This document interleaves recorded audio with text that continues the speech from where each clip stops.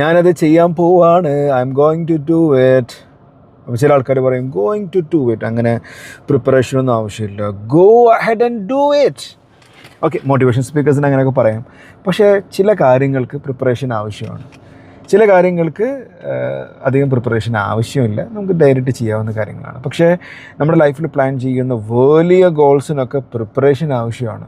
പക്ഷേ പ്രിപ്പറേഷൻ ആവശ്യമുള്ളത് കൊണ്ട് ആ പ്രിപ്പറേഷൻ്റെ ട്രാപ്പിൽ വിട്ടുപോകുന്ന ഒരുപാട് ആൾക്കാരുണ്ട്. അപ്പോൾ എൻ്റെ പോലത്തെ ഒരാളാണെങ്കിൽ റിജക്ഷനൊക്കെ നല്ല പേടിയാണ്, ഭയങ്കര സെൻസിറ്റീവായിട്ടുള്ള ആൾക്കാരാണെങ്കിൽ അവർ ഈ പ്രിപ്പറേഷൻ ചെയ്തുകൊണ്ടേയിരിക്കും.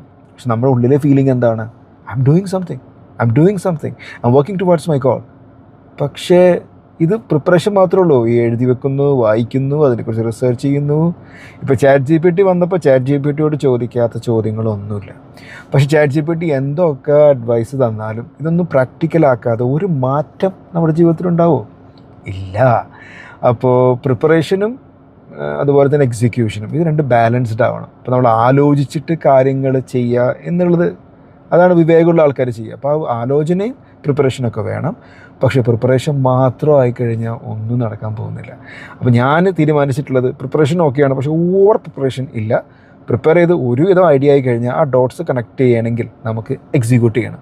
അപ്പോൾ let's go and do it. Don't wait preparing for it. Go ahead.